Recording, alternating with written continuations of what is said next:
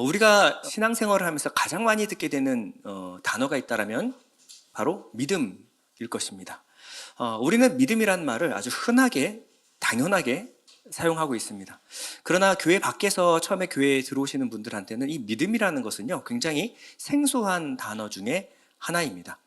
그래서 사실 이 교리 시리즈를 같이 나누고 있는데요. 교리 시리즈에서 이 믿음, 우리가 기독교에서 말하고 있는 믿음에 관해서 설명하기 앞서서 교회 밖에서 교회 안으로 들어왔을 때 우리가 무엇을 믿고 신앙하는 바에 대해서 설명하기에 이 믿음이라는 것을 조금 더 쉽게 설명하는 방법이 없을까라는 고민을 하게 됐습니다. 우리가 알고 있는 믿음을 그들에게 강요하기보다 그들이 알고 있는 상식선, 커먼센스, 상식선에서부터 믿음이라는 것을 우리가 시작하는 것이 그들의 눈높이에 맞는 것이 아닌가라는 생각에서 오늘은 우리가 이제 믿음을 함께 나눌 텐데, 믿음의 시작입니다. 시작. 그래서 우리가 믿음에 대해서 전혀 모르고 있다라는 상식선에서부터 이 믿음, 우리가 믿고 있는 믿음은 그러면 어떻게 발생하는가에 대한 생각을 하면서 한번 시작을 해볼까 합니다. 지금 이제 휴가철이다 보니까 많이들 여행들 다니십니다. 여행 좋아하시죠? 네, 여행 좋아하시죠? 자, 우리가 여행을 가는 이유와 목적이 뭘까요? 왜 여행을 가시죠? 사실 여행이 편안함을 위해서 여행을 간다라고 하면 여행 가서 되게 많이 고생하고 오실 겁니다. 사실 편안한 것은요, 집이 제일 편해요. 집에 소파에 눕거나 침대에 누워있는 것이 가장 편안합니다. 근데 여행을 가면요, 게다가 이제 해외여행을 가시는 분들은요, 말도 안 통하고 문화도 안 맞고 그리고 음식도 잘 입에 맞질 않아요. 그렇기 때문에 내내 불편함을 경험합니다. 그럼에도 불구하고 해외여행 좋아하시죠? 자, 해외여행을 가는 목적이 뭐죠? 같은 이유일 것 같아요. 익숙하지 않은 문화, 그리고 한 번도 보지 못한 볼거리와 먹거리를 경험해 보고 싶은 호기심에 의해서 여행을 간다라는 생각을 한번 해봤습니다. 익숙하고 당연한 것들을 떠나서 익숙하지 않고 당연하지 않은 것을 접하게 되게 되면요, 지금까지 내가 생각했던 당연하고 익숙한 것들이 당연한 것이 아님을 처음에 깨닫기 시작합니다. 원래는 당연히 이렇게 돼야 돼. 그러나 그 나라의 문화에는요, 그 나라의 상식은요, 그렇지 않다라는 거예요. 그때 우리에게 느껴지는 것은 그렇게 거북한 것만은 아닌 것 같아요. 새로운 것을 생각합니다. 아, 이렇게도 살 수 있구나. 아, 이렇게 사는 방법도 있네. 아, 이런 맛도 있네. 아, 이런 경치도 있네. 이런 문화가 있구나. 거기서 얻어지는 두근거림과 설레임, 이것이 여행이 주는 재미가 아닌가라는 생각을 한번 해봤습니다. 우리가 지금까지 알고 있던 것, 당연하다는 것, 평범하다고 생각했던 일상을 새롭게 한번 바라보는 눈을 갖게 되는 것, 이것이 여행이 주는 묘미라고 생각을 합니다. T.S. 엘리엇이라는 시인이며 작가는 이런 얘기를 했습니다. 우리는 탐험을 중단하지 않을 것이다. 이 모든 탐험의 목적은 우리가 시작했던 곳으로 다시 돌아와서 지금 현재를 새롭게 알게 되는 것이다. 우리는 거기서 살러 가는 것이 아니죠. 여행을 갔다가 오면요, 그 나라의 것들을 경험하고 돌아오게 되면 지금 우리가 갖고 있는 이 문화, 음식, 이 상식이 특별하게 느껴집니다. 왜 이렇게 우리는 살아가게 되었을까를 우리가 다시 한번 생각할 수 있는 계기가 될 수 있다는 거죠. 예를 들어서 당연하게 운전대는 우리는 왼쪽에 있어야 된다고 생각을 하죠. 그런데 영국, 일본, 호주, 말레이시아, 태국, 싱가포르 등을 가면 운전대가 어디 있죠? 오른쪽에 있어요. 그러니까 처음에 탁 탔을 때부터 운전자가 왼쪽이 아니라 오른쪽에 있다는 것에 당혹감을 느낍니다.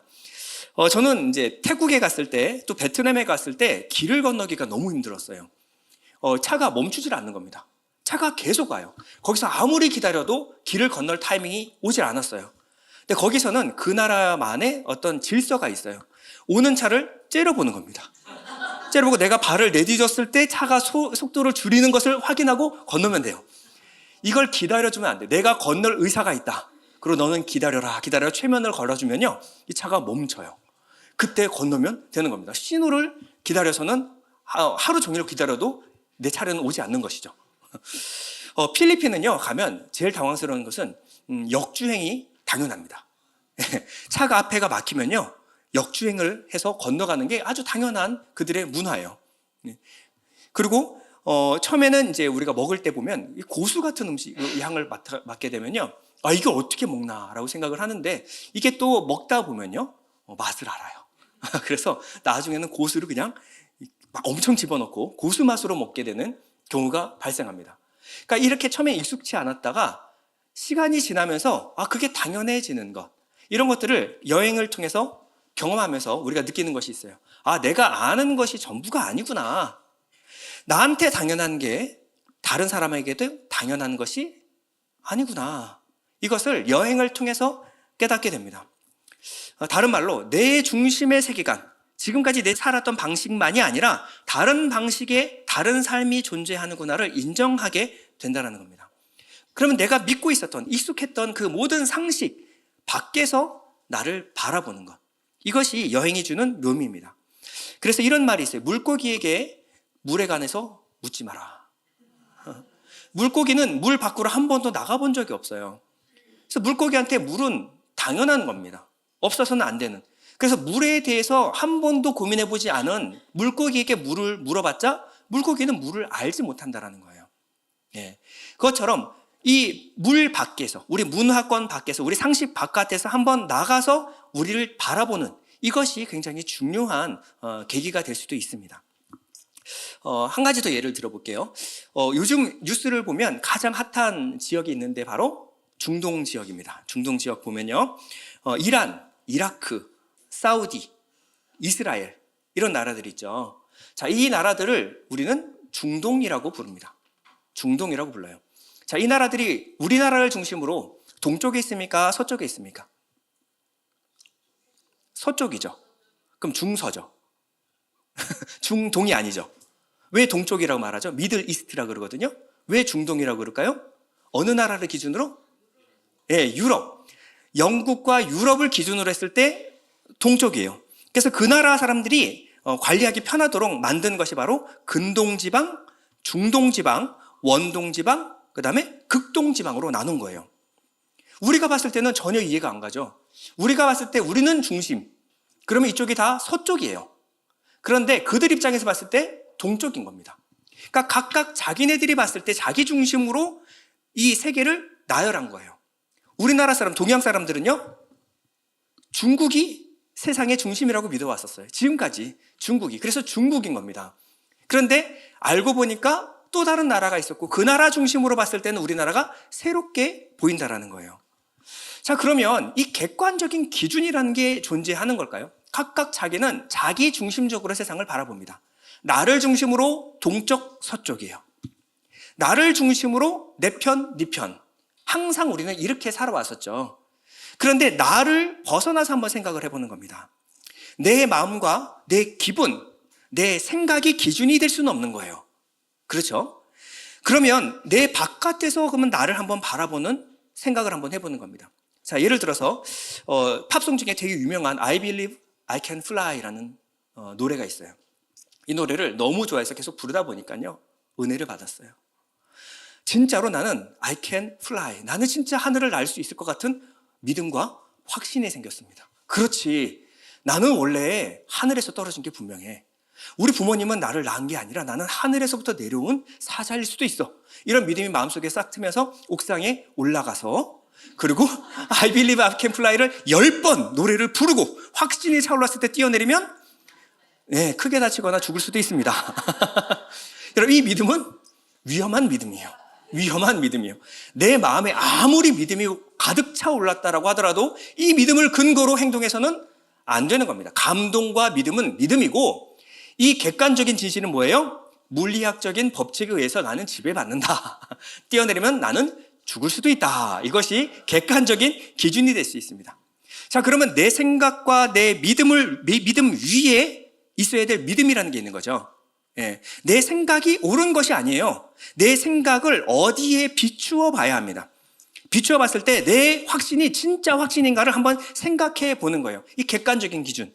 자, 그러면 이 과학, 자연의 법칙, 물리학의 법칙 아래서 우리는 상상하고 생각하고 행동해야 합니다. 자, 그렇다면 이 절대적인 기준이 내 안에 있는 것이 아니라 밖에 있다는 것이 이해가 가시죠? 자, 그런데 어느 날 사막을 여러분 지나가다가요, 사막에서 시계를 하나 주셨습니다. 자, 사막은요, 바람이, 모래바람이 불어요. 여기가 오늘은 언덕이지만 내일 여기 똑같은 언덕이 있을 거라는 보장이 없는 곳이 바로 사막이라는 거예요.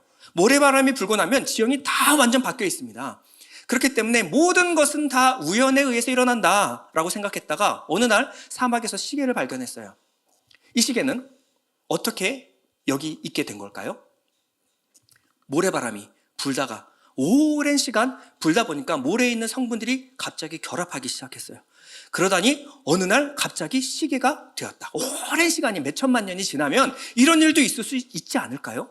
라고 말하면 잘 돌봐줘야 합니다. 이분은 상식에서 벗어난 생각을 하고 있는 거예요. 맞죠? 우리가 세상을 볼 때, 세상을 잘 몰랐을 때는 그렇게 볼 수 있습니다. 아, 다 모든 것은 우연히, 자연이 그렇게 되어지는 거야.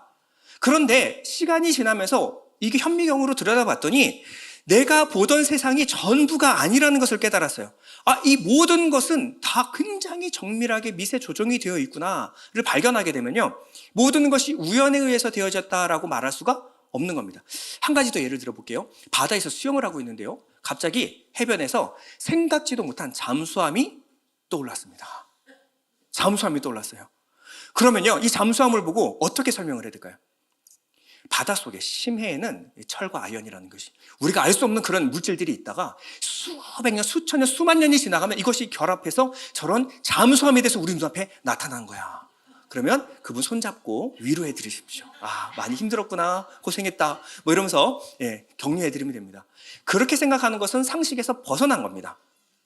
저 철로 된 이 잠수함이 수면 위로 올라온 것은요, 고도의 지성을 가진 어떤 인간이 어떠한 특수한 목적을 가지고 설계하지 않았으면 저게 존재할 수 없는 거죠. 없는 겁니다. 잠수함은 자연스럽게 발생되어지는 것이 아니에요. 무언가의 반드시 목적과 이유를 가지고 설계되는 것이라고 봐야 맞습니다. 자, 제가 말하는 것이 어렵지 않죠? 상식입니다. 자, 그러면요, 사람을 한번 생각해 볼게요. 사람을 보면 처음에는 원숭이가, 아니 아메바에서부터 시간이 오래 지나다 보면 원숭이도 됐다가 원숭이가 사람도 될 수 있는 거야. 그렇게 노력하다 보면 언젠가는 그렇게 사람이 될 수 있는 것이지. 아니, 수천만 년이 지나면 그럴 수 있지 않겠니? 라고 말을 했어요. 그럴 수 있습니다. 그렇게 상상할 수 있어요. 몰랐을 때는요. 그런데 시간이 지나서 현미경으로 들어봤더니 DNA라는 것이 발견됐고, 이 유전자, 세포 하나, 여러분 세포 눈에 보신 적 없으시죠? 보이지도 않는 이 세포 한 개에 이 한 페이지당 1000자에 500쪽짜리 책이 한 권 있어요. 두꺼운 책입니다. 이 책이 몇 권 들어갈까요? 10만 권 정도의 데이터가 이 유전자 하나에 심겨져 있어요. 그러니까 여러분들이 태어나서 죽을 때까지의 모든 특성, 기질들이 여기에 다 기록이 되어 있습니다. 대형 도서관 하나가 저기 하나에 들어요. 근데 크기가 세포 하나. 여러분들이 관찰도 안 돼. 지금의 과학기술로도 도저히 불가능한 기술이 우리 몸 안에 심겨져 있어요. 그럼 뭐라고 말해야 될까요? 이것이 우연히 아메바가 자라서 원숭이가 갔다가 원숭이 유전자가 인간의 유전자로 변형돼요. 수천만 년이 지나면 그럴 수도 있지라는 말이 아니구나. 이 모든 것은 고도의 지성에 의해서 설계된 것이 분명하구나 생각하는 것이 상식일까요? 아니면 수천만 년이 지나면 우연히 그럴 수도 있어 라고 하는 말이 설득력이 있을까요? 우리가 지금 듣고 있는 모든 말에 믿음이 어디에 근거했는지를 한번 의심해 보는 것이 중요합니다. 여러분, 사람 한 명도 이럴 텐데 우주를 나가봤어요. 우주가, 옛날에는요, 우주가 그냥 뻥 하고 터져가지고 흩어져 있어요. 별이, 큰 별, 작은 별 다 흩어져가지고 그렇게 돼 있다가 지금의 우주가 됐다라고 처음에는 설명할 수 있어요. 그런데 우주를 살펴볼수록 우리가 아무리 다 살펴봐도 다 이해할 수 없는 질서들이 존재하고, 그리고 그 별과 별 사이에 이 간극이 조금이라도 흐트러지게 되면 우리는 불타 없어지거나 얼어 죽습니다. 근데 여기에 생명체가 살만한 미세 조정이 정확히 있었기 때문에 여러분들이 지금 여기 있는 겁니다. 근데 이것이 우연히 그냥 뻥튀기해서 뻥 터졌는데, 그러다 보면 이 많은 별 중에서 지구 같은 별이 하나 있겠지. 여러분, 우주를 조금씩 살펴보면요, 이 우주의 질서가 그냥 그렇게 되어지는 것이 아님을 깨달아요. 그러면 우주는 우연이 된 걸까요? 한 번 정도는 생각해 볼 수 있어요. 그러면 이제 과학자들이 얘기합니다. 야, 그러면 그래, 빅뱅 뭐 이런 최초의 뭐 에너지가 어디서부터 나왔는데 설명 못 하니까 그러면 신이라고 말하면 되니?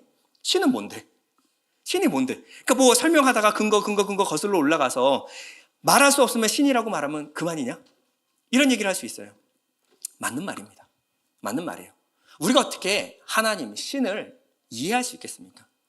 이거 자체가 잘못된 생각이에요.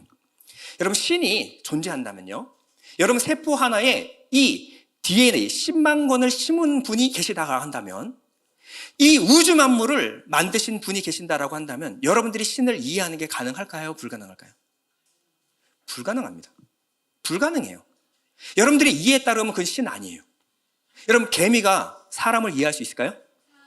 개미한테 잘 설명하면 되지 않을까요? 개미가 이해할 수 있는, 개미의 동작으로 더듬이로 가지고 설명을 하면 좀 이해할 수 있지 않을까요? 불가능합니다. 개미는 타고 자라서 자기 안에 있는 상식선이라는 게 있는 거예요. 그걸 벗어난 존재를 이해하는 것은 불가능한 거예요. 그럼 하물며 사람이 하나님을 이해한다고요? 불가능합니다. 도저히 불가능한 거예요.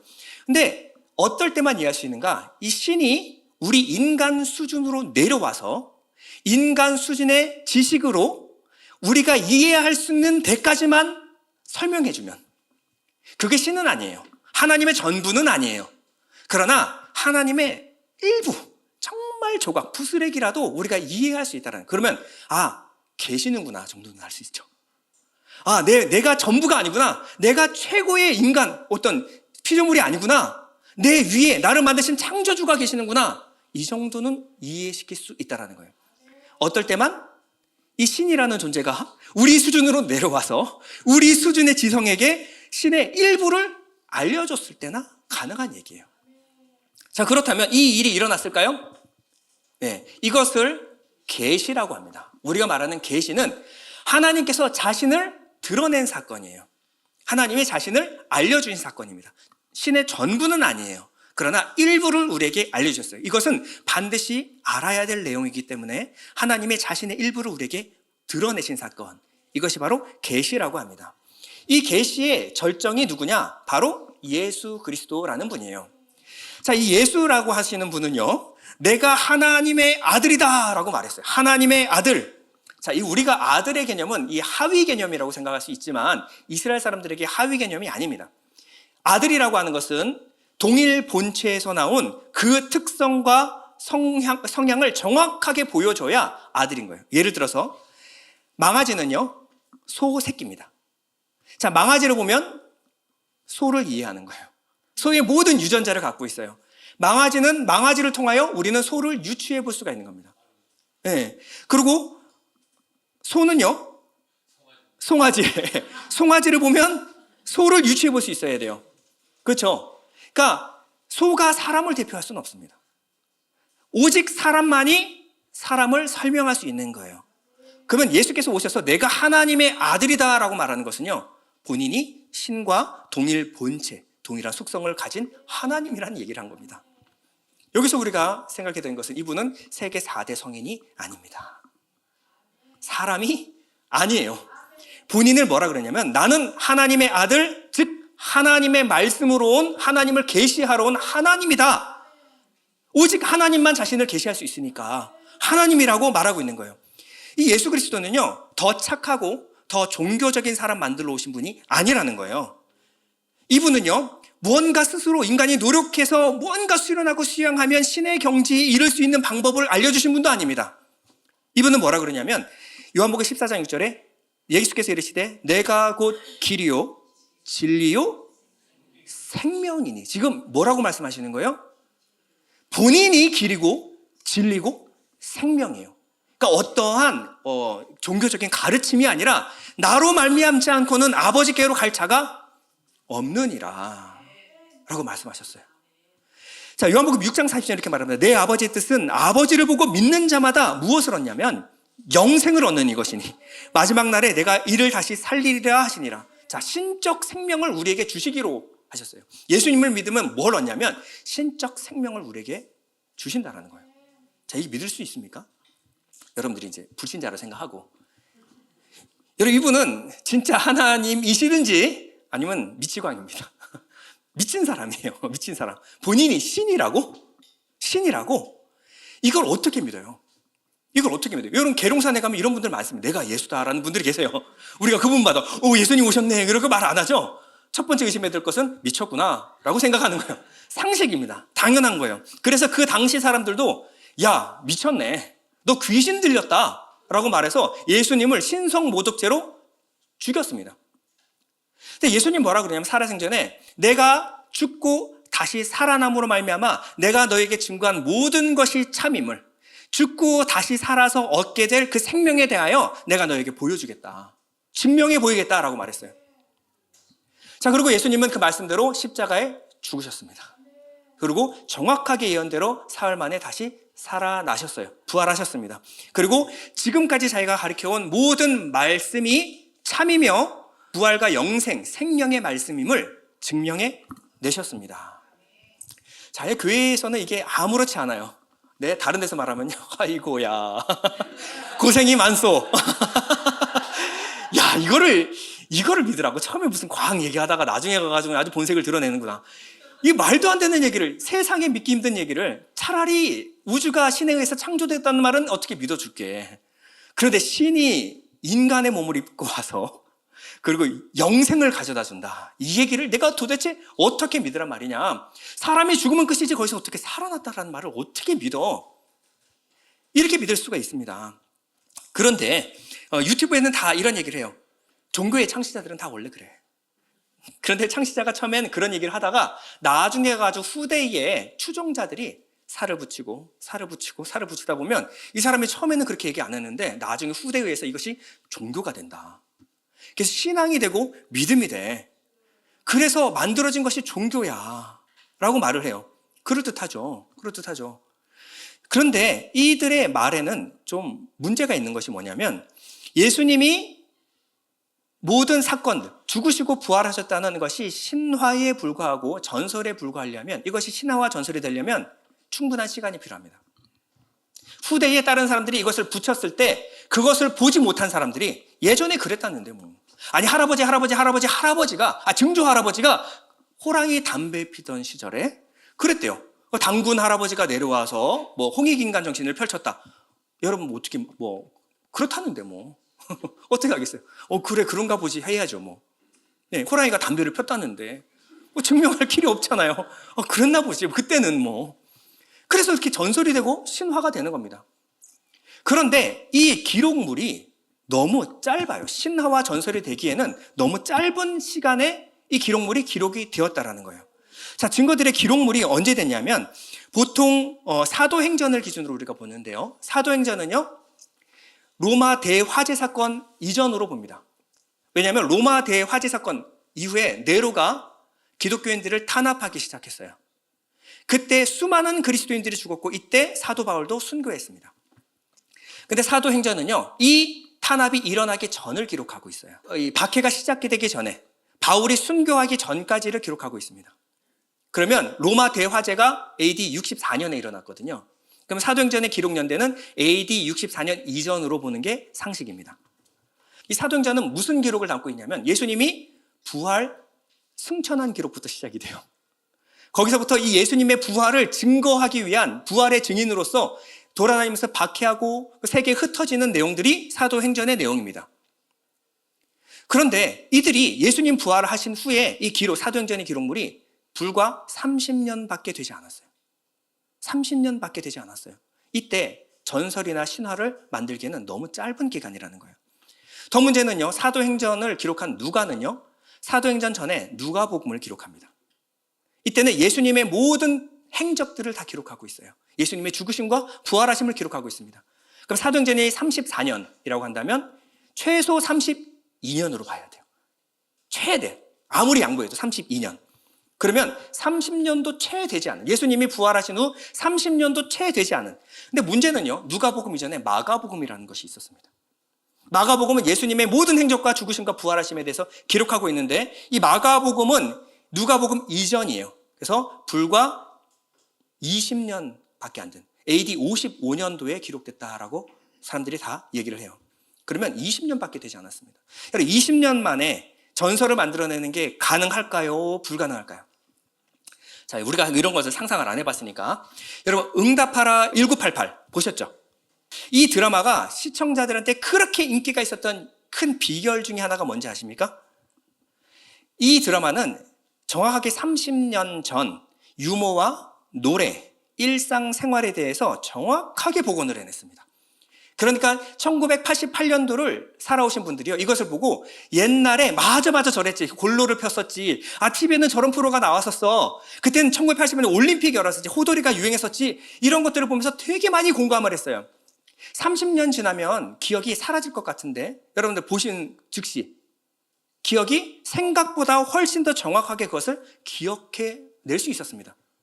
그럼 이 드라마가 뻥을 칠 수 있을까요, 없을까요?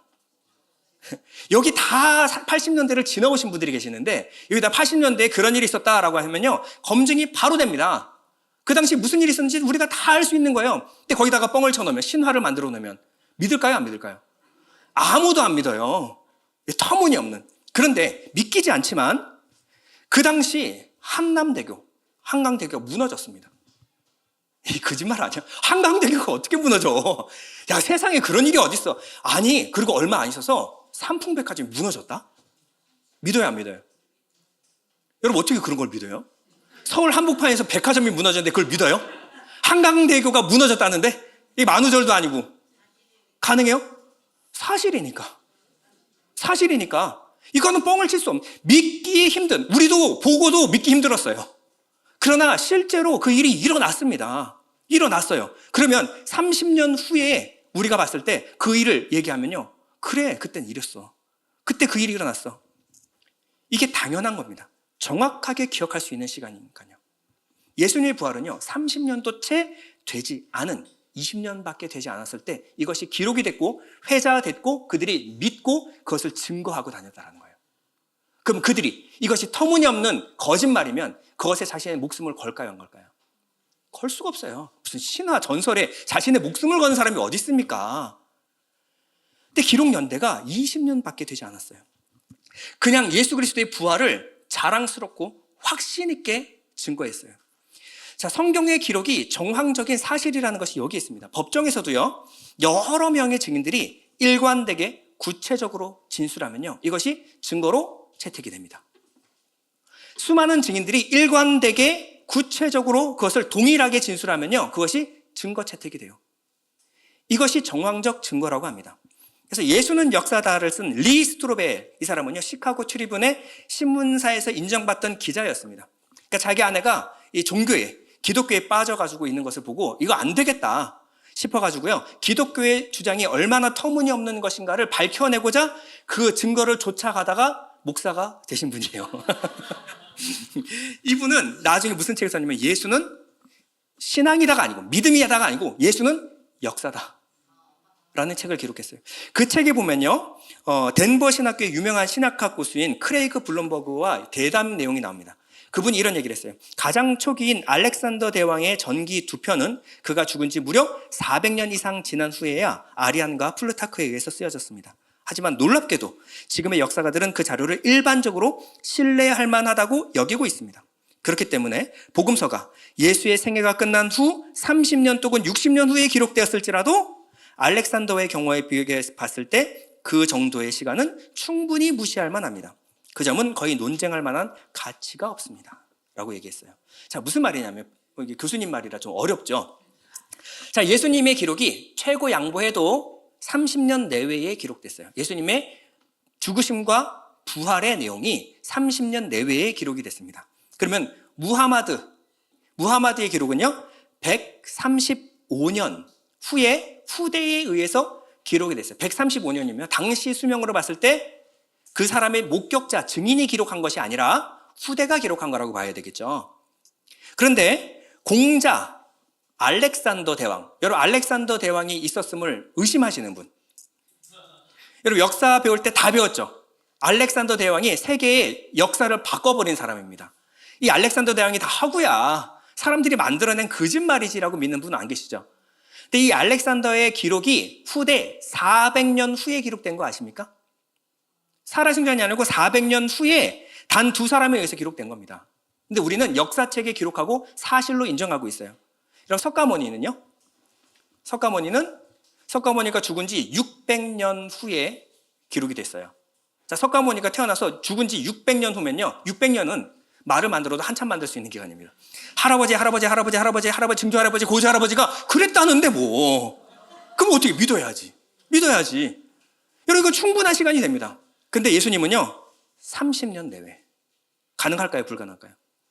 불가능하다는 거예요. 누가복음 1장 1절에서 4절까지 여러분 다 같이 한번 읽어보겠습니다. 시작. 우리 중에 이루어진 사실에 대하여 처음으로부터 목격자와 말씀에 일꾼된 자들이 전하여 준 그대로 내력을 저술하려고 붓을 든 사람이 많은지라. 그 모든 일을 근원부터 자세히 미루어 살핀 나도 데오빌로 각하에게 차례대로 써보내는 것이 좋은 줄 알았노니 이는 각하가 알고 있는 바를 더 확실하게 하려 함이로라. 네, 지금 보면 우리 중에 이루어진 사실에 대하여 처음부터 목격자와 말씀에 일꾼된 자들이 전하여 준 그대로. 자, 그럼 이 당시 목격자가 살아 있었어요, 없었어요? 수많은 목격자가 살아 있었는데 이들이 전하여 준 내력, 그들 가운데서 붓을 든 사람이 많아요. 그러니까 너무 붓을 든 사람이 기록한 사람들이 많으니까 그 중에서 이것을 근원부터 자세히 순서대로 기록하여 각하에게 드리는 것이 훨씬 이해하기 좋을 것 같아서 누가복음을 기록했습니다라고 기록하는 거예요. 당시에 수많은 사람들이 이것을 기록하고 있었고 목격자들이 하는 말을 통하여 기록물이 남아 있었는데 이것을 정리한 것이 바로 누가복음이라는 겁니다. 그러면 이 당시에 유대에 널리 퍼져 있었던, 유대에 사는 사람 중에 이 얘기를 모르면 간첩이라는 겁니다. 다 알고 있었던 내용이에요. 예수님의 가르침, 살아생전의 행적, 그리고 예수님의 죽으심과 부활하심에 대하여 목격자들이 살아있기 때문에 그 내용을 정리해서 기록한, 보고하는 것이 보고서가 누가복음이에요. 자, 바울 서신서에는 이런 얘기가 있습니다. 고린도전서 15장 4절인데요. 장사 지낸 바 되셨다가 성경대로 삶 안에 다시 살아나사 게바에게 보시고, 베드로입니다. 12제자에게와 그 후에 500여 형제에게 일시에 보이셨나니 그 중에 지금까지 대다수는 살아있다고요. 어떤 사람은 잠들었으며 그 후에 야고보에게 보이셨으며 그 중에 모든 사도에게와 맨 나중에 만삭되지 못하여 난 자 같은 내게도 보이셨느니라. 자, 성경 기록물은요, 신앙, 내가 알고 있는 전설, 이것을 기록한 것이 아니고 사실, 팩트를 기록한 책이라는 거예요. 자기네들이 실제로 봤고 내가 속일 수 없는 것은 수많은 목격자들이 있기 때문에 그 목격자들의 진술을 내가 속일 수가 없다. 내가 잘못 말하면 그들이 이걸 받아들일 수 없는 그 시점에 기록된 거라는 거예요. 이 기록물이 전혀 왜곡됨 없이 정확하게 기록되어서 지금까지 보존되고 있다는 것을 밝혀낸 것이 바로 사해사본이에요. 수많은 사본들의 권위를 이제 인정하게 됐습니다. 이 사본의 개수가 신약만 몇 권일까요? 신약만 몇 개? 사본이 100개? 100개도 많은 거예요. 1000개? 10,000개? 설마 10,000개가 있을까요? 24,000여 개가 있어요. 이 사본의 개수가, 전 세계에 흩어진 사본의 개수가 24,000여 개. 자, 다른 기록물하고 비교 한번 해보세요. 압도적으로 비교할 수 없는 개수를 지니고 있는 거예요. 베드로서 1장 16절에 보면요, 우리 주 예수 그리스도의 능력과 강림하심을 너희에게 알게 한 것이 교묘히 만든 이야기를 따른 것이 아니요 우리는 그의 크신 위엄을 친히 본 자라. 그러면 이제 이렇게 얘기를 할 거예요. 야, 니들 성경 가지고 주장할래? 너희 정경이잖아. 너희 정경 가지고 이것이 사실이다가 주장하는 것은 그것은 안 맞는 거 아니냐? 니들 아군끼리 그냥 다 짜고 치는 고스톱 아니냐? 라고 말할 수 있어요. 자, 외적 증거도 있습니다. 우리 안에 기독교인들이 쓴 기록물 말고 그러면 기독교인이 아닌 사람들이 쓴 기록물은 없냐? 있어요. 자, 유대인들은요, 예수님을 십자가에 못 박아 죽였습니다.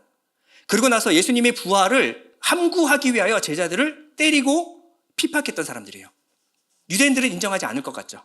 유대인도 인정을 합니다. 미시나와 탈무드, 그들이 권위를 갖고 인정하고 있는 미시나와 탈무드에 보면 예수를 배척한 유대인들이 경전인 여기에도 예수님은 역사적인 인물이며 예수님이 행하신 기적에 관하여 언급하고 있습니다.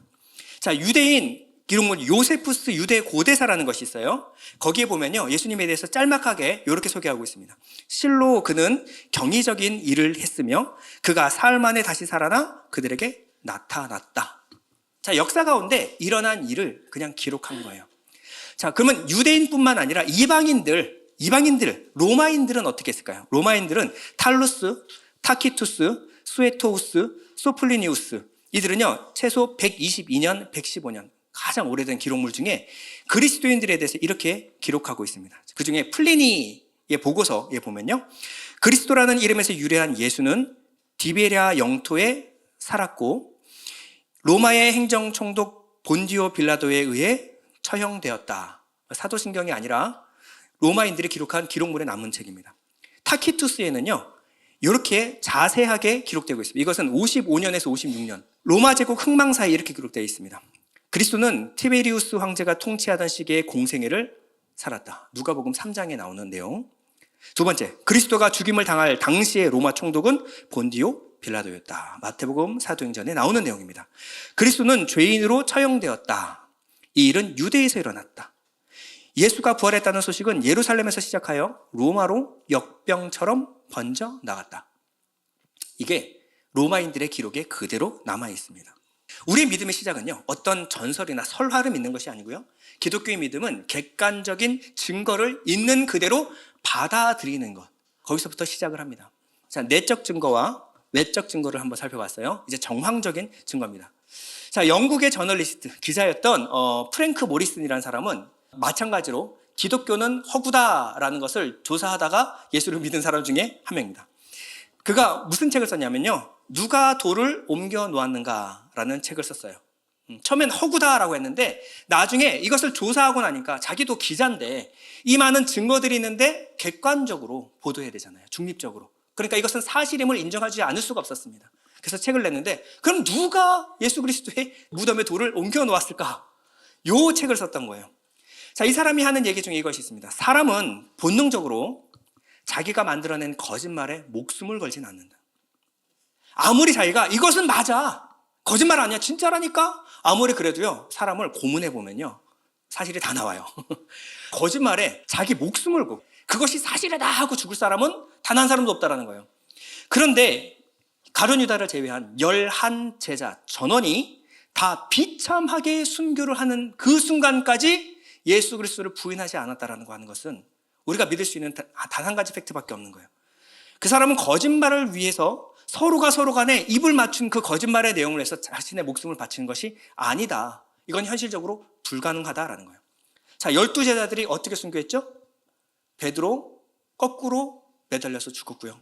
안드레, 그리고 야고보, 빌립, 바돌로메, 도마, 마테, 야곱, 그리고 시몬, 유다, 그리고 마띠아.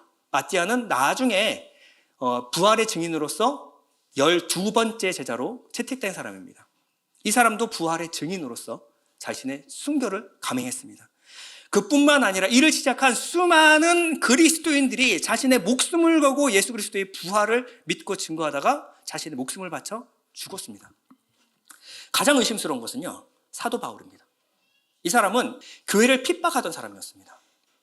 근데 이 사람이 부활하신 예수님을 만나고 나서 순교를 한 거예요. 이 사람은 처음부터 거짓말에 가담할 생각조차 없었어요. 이들이 거짓말이라고 생각했어요.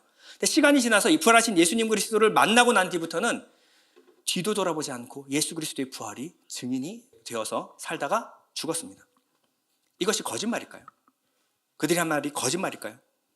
그들은 어떻게 그럴 수가 있었죠? 단 한 가지 결론밖에 없어요. 사실이구나. 그들이 목숨을 걸고 증거한 그 증거가 사실이구나 믿을 수밖에 없는 겁니다.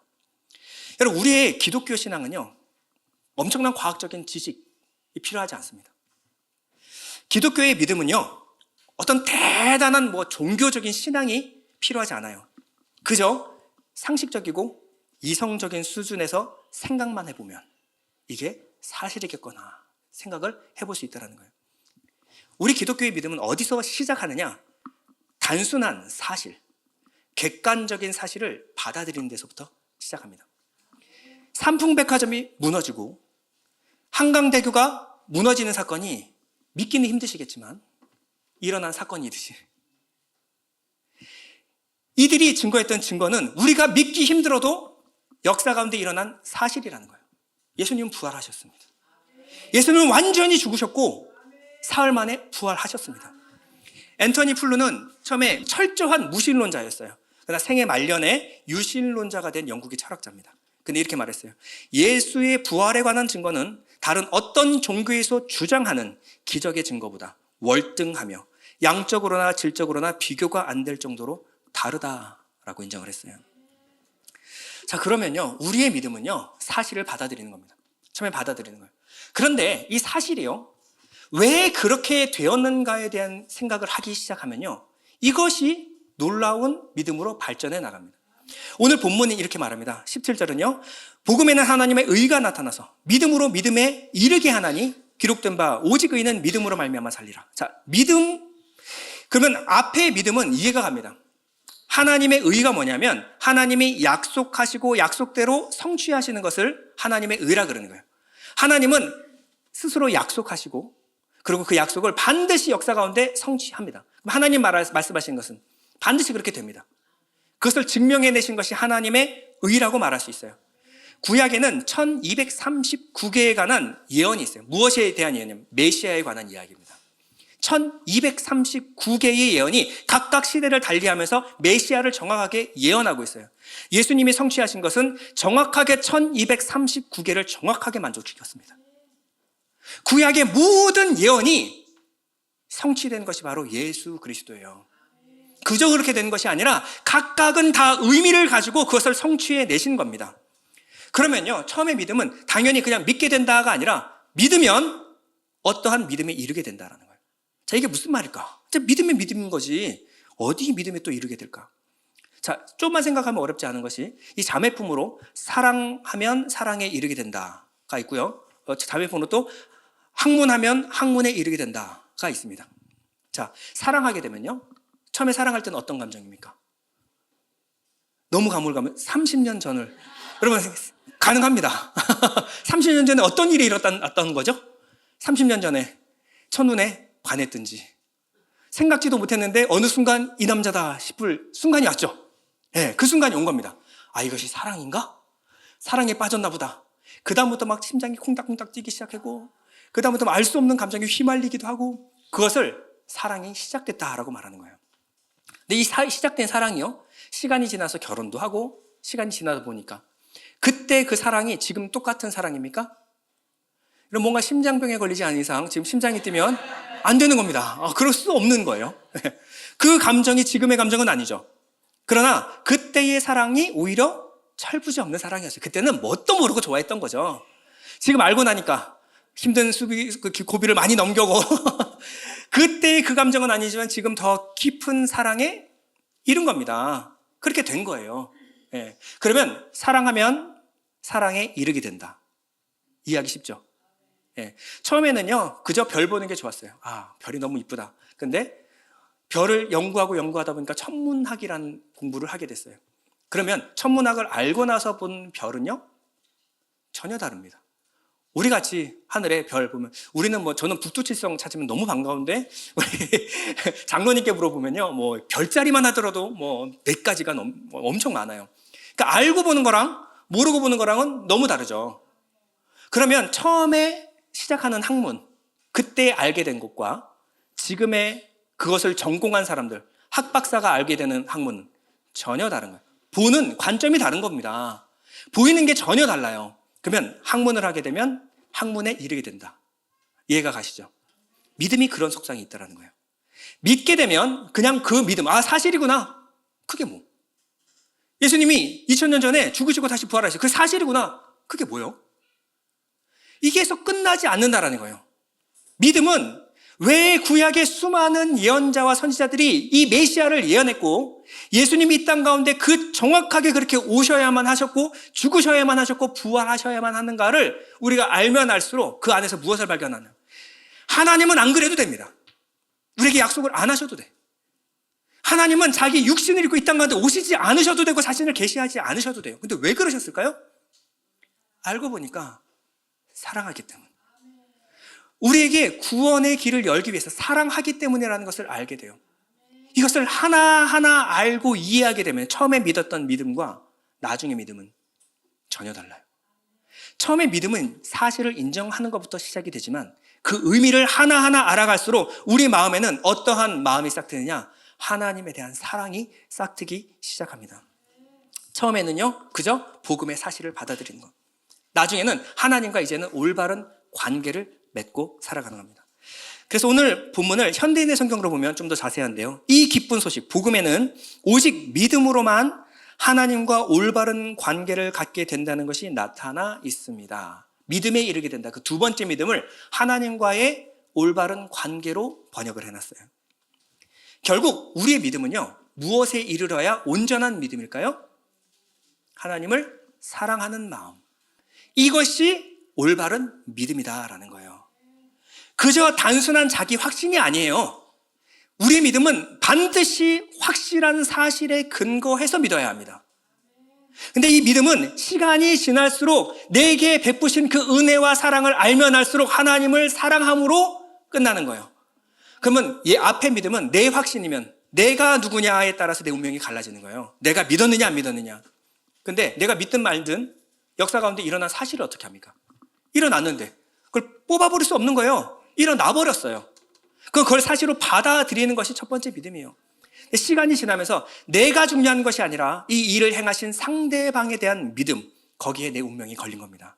이분이 누구신가? 자, 우리는 여행을 갑니다. 여행 가면 비행기 타시죠? 예, 비행기 탑니다. 만약에 우리가 보라카이를 간다. 보라카이를 가려면 이 비행기를 타야 돼요.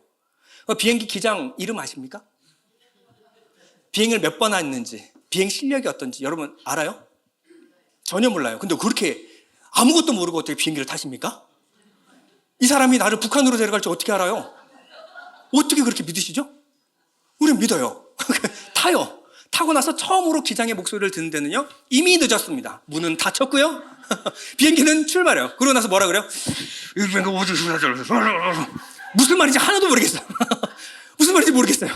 그런데 하여간 이 기장만 믿으면 나를 보라카이로 간다는데 뭐 믿고 다 보는 거지 뭐. 내리면 여기가 보라카이건지 그냥 믿는 겁니다. 우리가 처음에 믿음을 이렇게 생각할 수 있어요. 나는 구원열차 올라타고서 하늘나라 가지요. 아닙니다. 우리의 믿음은요, 우리를 이끄시는 예수 그리스도와 올바른 관계를 맺는 겁니다. 그저 이분만 믿고 따라가면 나를 천국에 보내주실 거야, 이게 아니라는 거예요. 우리는 이 하나님, 나를 구원하신 이분과 사랑의 관계로 끈끈이 맺어지는 이 과정을 겪게 되는 거예요. 이것이 바로 구원의 과정입니다. 그렇게 되면요, 내 인격의 변화가 시작됩니다. 이분이 원하시는 그 삶을 살도록, 이분이 기뻐하시는 삶을 살도록 사랑하게 됐기 때문에 그 변화가 동반되게 되어 있어요. 디모데후서 3장 16절입니다. 모든 성경은 하나님의 감동으로 된 것으로 교훈과 책망과 바르게 함과 의로 교육하기에 유익하니 이는 하나님의 사람으로 온전하게 하며 모든 선한 일을 행할 능력을 갖추게 하려 함이라. 이것이 마지막 증거입니다. 웨인 그루듬이 이렇게 말했어요. 성경은 하나님의 말씀이라는 것을 스스로 증명한다. 성경을 읽으면 읽을수록, 우리가 믿음을 가지고 성경을 바라보면 바라볼수록 우리 인격이 변화되고 성숙된다는 것은 우리는 압니다. 그 증인들이 바로 여러분들입니다. 내가 처음에 예수 믿었을 때는 뭣도 모르고 믿었다가 나중에 이 성경을 깨닫고 알아갈수록 어떤 변화가 일어나냐, 하나님을 사랑하게 되고 하나님을 사랑하면서 오는 내 인격의 변화를 경험하게 되는 거예요. 그래서 히브리서 4장 12절 이렇게 말합니다. 하나님 말씀은 살아있고, 지금의 이 말씀은 그냥 죽어있는 역사책이 아니라 살아있고 활력이 있어 좌우에 어떤 낯선 것보다도 예리하여 혼과 영과 및 관절과 구슬을 찔러 쪼개기까지 하며 마음과 생각의 뜻을 판단하나니. 이 말씀은 지금 살아서 역사하고 있습니다. 이 말씀은 스스로 이것이 참임을 확증하고 증명해내고 있습니다. 우리는 믿음이라는 긴 여행을 떠납니다. 믿음에서 믿음에 이르는 굉장히 긴 여행이에요. 그러나 이 여행을 통해서 나는 내 생각에 갇혀서 나를 이해했던 그 상식이 아니라 내 바깥에서 그분이 나를 어떻게 바라보시는가에 따라서 이 땅에 나는 왜 태어나는가, 나는 왜 살아야 하는가, 그리고 이 죽음이 끝이 아니라 죽음 너머에 영원한 세계가 있음을 알게 됩니다. 우리에게 살 길이 열린 거예요. 새로운 소망이 시작됩니다. 그러면 지금까지 내가 이것이 행복이야 붙들었는데 이 행복이 아니라 진정한 행복이 있음을 알게 되는 거예요. 살아야 할 이유와 목적이 바뀌게 됩니다. 내 중심에서 벗어나서 내가 이제 하나님과 얼마나 가까운 사이가 되었는가를 보게 되는 거예요. 예전에는 내가 중심, 이쪽이 동쪽, 이쪽이 서쪽. 근데 중심이 하나님께로 옮겨가면요, 내가 하나님께로 얼마나 멀리 떨어져 있는지, 극동지방에 살고 있는, 저 멀리 에덴의 동쪽으로 쫓겨났던 죄인 중에 예수님을 발견하는 거예요. 그럼 우리의 인생의 방향이 어디로 설정될까요? 세상의 중심인 하나님께로 향하게 되는 거예요. 하나님께로 한 걸음 한 걸음 더 가까이 가는 겁니다.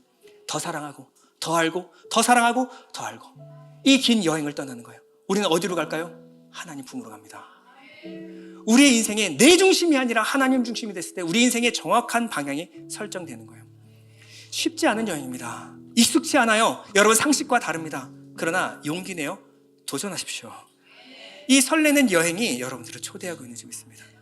우리 잠시 눈을 감고 기도할 때, 하나님, 내가 믿고 있는 이 모든 것이 사실임을 인정합니다. 그러나 이것이 그저 역사책에 일어난 일이 아니라 오늘 살아서 내게 역사하는 살아있는 하나님의 말씀이 되게 하여 주시옵소서. 내가 하나님 알아갈수록 사랑하게 해주시고 사랑할수록 변화되게 하여 주옵소서. 우리 잠시 기도하겠습니다.